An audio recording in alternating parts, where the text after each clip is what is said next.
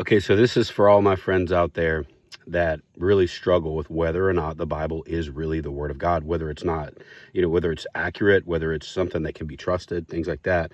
I think people have really genuine questions. So I'm not offended that you don't believe. I just want to give you some information, okay? So the Bible was written over 2,000 years by 40 different authors on 3 different continents and 3 different languages. In other words, they couldn't all sit in the same room and corroborate their stories. Okay. So, oh no, this needs to line up with that. So you need to write this. Okay. Okay, cool, Moses. Yeah, I'll do that. And then, Paul's like, hey, I'll confirm this stuff a long time later. No, they didn't even live at the same time. They couldn't, they lived on different continents. They couldn't have even talked to each other. Right. Like this is a big deal. And then one of the things I want to just tell people this is just massive. 63,779 times the Bible reconfirms itself, and the people couldn't talk to each other. They didn't live at the same time.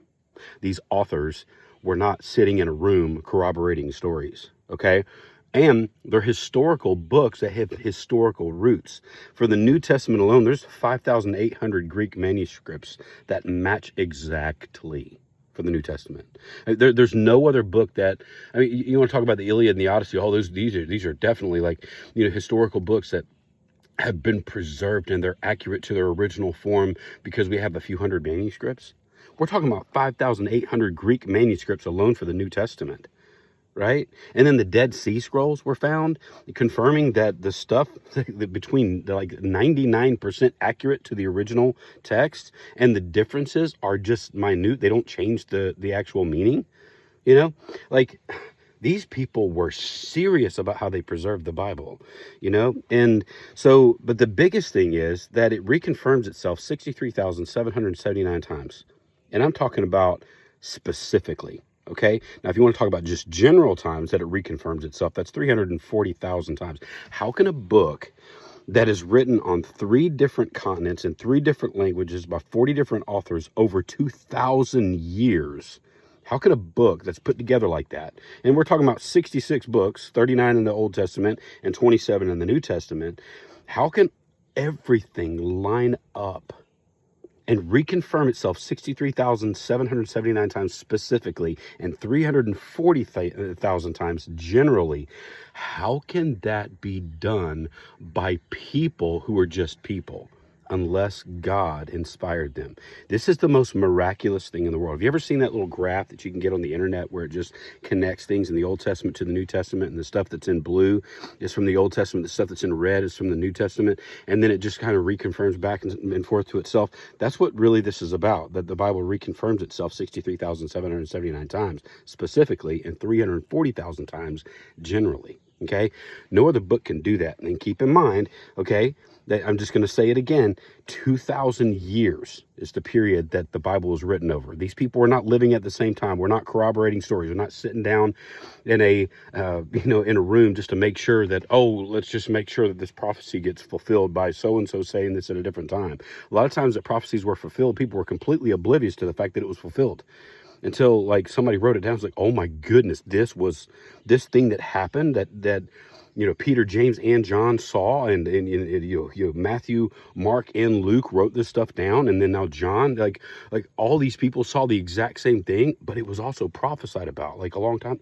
Just crazy how it authenticates itself. Okay, and so I just want to tell you, man, that it is powerful how the Bible confirms itself. And people are talking about, well, what about the Apocrypha? What about the Council of Trent and all the stuff that the Catholic Church says should be in there? Look, the Bible was canonized, and it wasn't canonized by perfect people. There aren't any perfect people. God has always chosen to work through imperfect people. He gave the earth to us. Psalm 115:16 says that the heavens are the heavens of the Lord. The earth he has given to the children of men. So he's always chosen to operate on earth using people, right? But here's God, who is perfect, who is operating through imperfect people, and he creates a perfect book that was written over 2,000 years by 40 different authors on 3 different continents in 3 different languages, and it reconfirmed itself 63,779 times, and 300 specifically, and 340,000 times generally, that it reconfirms itself. No other book can possibly do that. We're talking about fulfilled prophecy.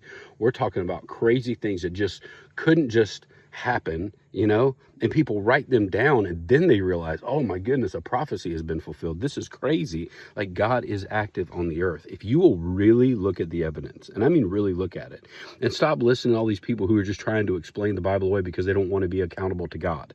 There's a motive, okay, behind trying to disprove the Bible, which is the hardest book to disprove that's ever been written, by the way, because it keeps reconfirming itself. And then people are just like, oh, well, we've definitely got the Bible on the ropes now. And then all of a sudden, we start coming out with neuroplasticity research, and then epigenetics research. And then all of a sudden, these scriptures that we always thought were just namby-pamby, like weird stuff, whatever, like life and death are in the power of the tongue. Sure. But okay, so we're supposed to speak more positive. No, literally, life and death are in the power of the tongue. Epigenetics, things that are above genetics. We always thought genetics was static, that DNA was static. No, there's dormant DNA, and it's activated by words and thoughts. Like, literally, as a man thinks in his heart, so is he. That's really true. Like, life and death are in the power of the tongue, and those who love it eat its fruit. We are literally eating the fruit of our words. You can have two people with identical DNA, right? Identical twins, identical DNA. And they can both have a genetic marker for heart disease, but only one develops it and the other one doesn't. Why? Because words and thoughts are the things that signal dormant DNA to become active. Epigenetics. Epi means above.